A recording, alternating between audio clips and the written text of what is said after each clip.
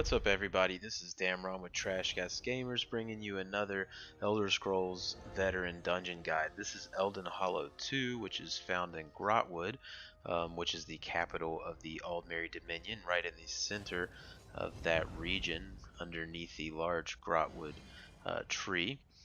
This is a pretty cool dungeon. I really like the aesthetics of it, but it is a pretty easy dungeon, one of the first dungeons you'll come across if you're running the AD side. I do like to keep these videos complete, so I will show you the entire playthrough of the dungeon so no one gets lost.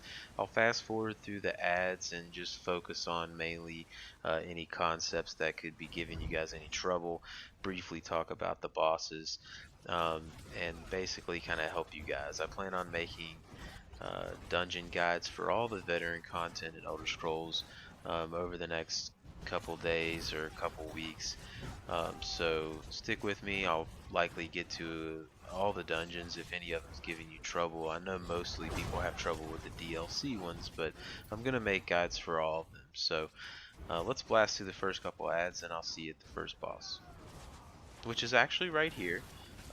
It's actually a smaller boss. There's two bosses right here. So Dubro's the Infestor. He's actually a Dremora crematorium guard, essentially. He's pretty weak, doesn't really do that much damage. You don't really have to worry about any mechanics here as long as you have a tank that can hold his aggro. As long as you have a tank that can hold his aggro and you're avoiding his like one-handed slash attacks, then you really don't have anything to worry about. Just have the tank hold the aggro and just keep blasting your DPS. Now that conical flame scream he does can do significant damage if you are a high stage vampire, but most likely you're not going to have too much trouble with this if you have a healer and a tank with you that are doing their job.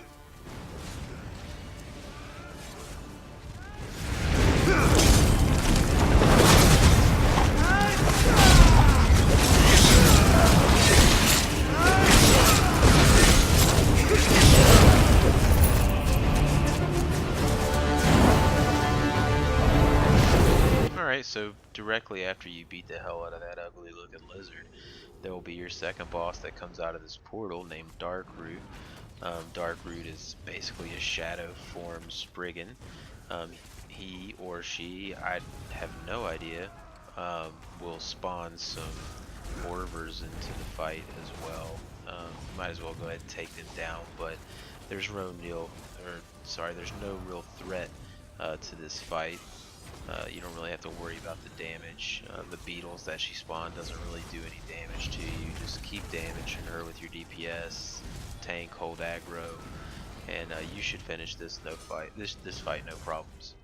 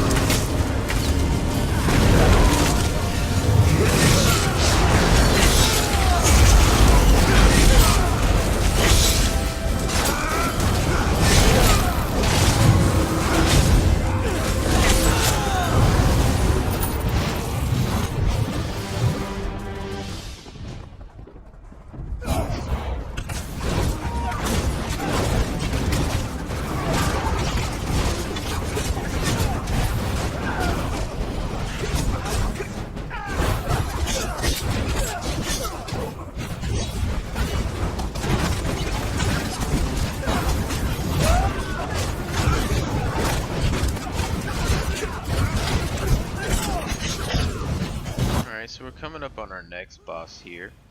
She's not too bad. Zara the Brightener. She's basically kind of like a large imp almost, but again, not really any mechanics you have to worry about here. She'll spawn in some helpers that kind of help her and heal her, but if you have good damage, then you don't really have to worry about any of the ads. If you just drop your AoEs and keep your burst attacks on her, the AoEs will end up killing the ads while you're focusing your burst damage on the boss. She doesn't really have that much health, so this is not a fight you really have to worry about the attacks that she's doing. Just focus on her and the rest will come naturally.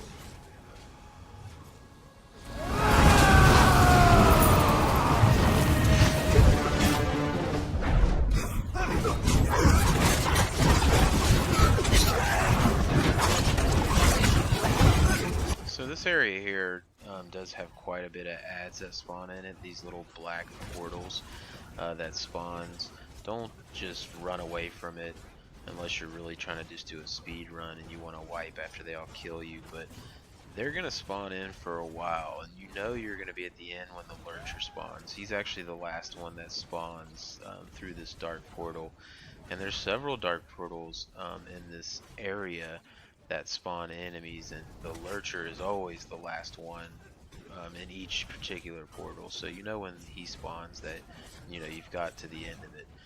So this group decided to run around and kill all the ads, and maybe didn't really play this dungeon before, I'm not too sure, but it took me a minute to get them to realize that we had to go back to this portal to fight a previous boss before we could advance. So we spent a good amount of time here cleaning up the ads, so I'll see you at the next boss.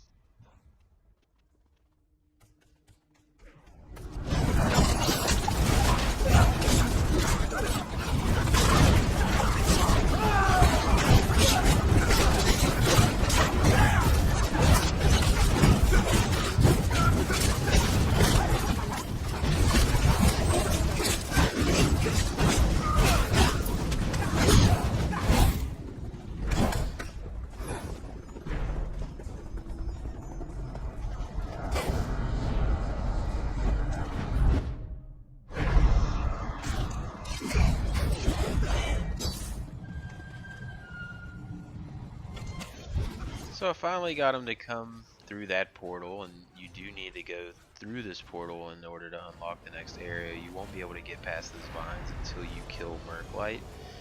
Murklight is essentially a shadow form Lurcher. He doesn't really cause much threat either. He will do this conicals kind of slam attack with his foot, but as long as the tank kind of keeps that directed towards the wall, as this one's doing here, which is nice, then everyone else really won't need to worry about it. He does spawn in some AoEs that'll just kind of sit there until he does this kind of light attack right here that you're seeing, and if you're standing in those AoEs, then you'll have this kind of repetitive damage, and after you look to the left, you see those red ticks hitting the other DPS. But they don't really do too much damage. If you have a good healer, you can basically stand in those AoEs and get healed right through it. So don't worry about that too much unless you don't have a healer and you can't self-sustain.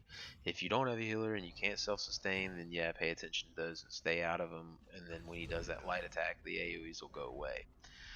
So wipe him up, and now you can go through these vines to the next mini boss here, which is the Shadow Guard and some of his Dremora buddies. This is really a mini boss. Don't really have to talk about too much here. He kind of just stands right there in the middle and doesn't move around a lot. He does have some AoEs that he'll put down on the ground. If you're standing in those can certainly hurt, so try to avoid that.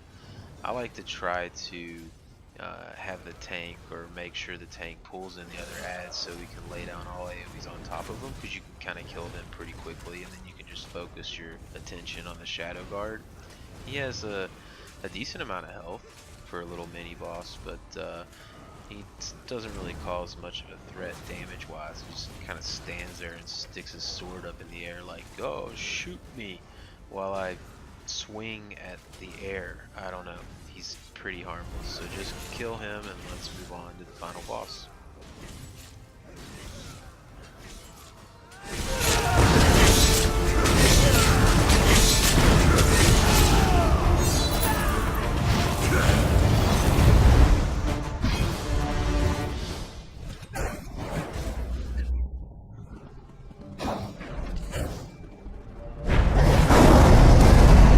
So let's read our scroll for hard mode, and we'll get to taking down Bogdan, the Night Flame. So the only real problem you can come across here is if you don't have high DPS. The strategy is going to presume that you have decent DPS in your group. Another thing that can cause you a problem is your Vampire, because he's going to drop a lot of fire AoEs onto the ground, and until he jumps and does his stomp attack, those flames will stay there, and they can cause problems because he can end up covering the entire floor with these flames if your damage is not fast enough. And by that I mean 4 times throughout the fight, around 80, around 50, 25, he will jump up and slam, and when he does that, the flames will disappear and he'll start over. So as long as your damage is good enough, then you don't really need to worry about the flames. And then there's also these kind of black shadow creatures that he'll spawn in as well, and they will basically chain you, and until you break free of that, they will pull you in whatever direction they want to, which tends to pull you right into the flames. Now the white forms that he spawns, you can see kind of strengthen him and cause you to do less damage. So if you're really having trouble with your DPS, you can take out those ads, but I really think you're going to waste time if you do that. You're better off just focusing in your damage on him. And as you can see, that's me basically doing that. The other DPS here is trying to go wipe up those ads. But just focus on him, and if he had focused on him as well, we would have him do his jump attacks even quicker. Because when he does the jump attacks, the flames dissipate and the ads reset. They all die and everything resets. So it's best to just keep blasting him and take him out. Alright. So we'll look at the monster set at the end.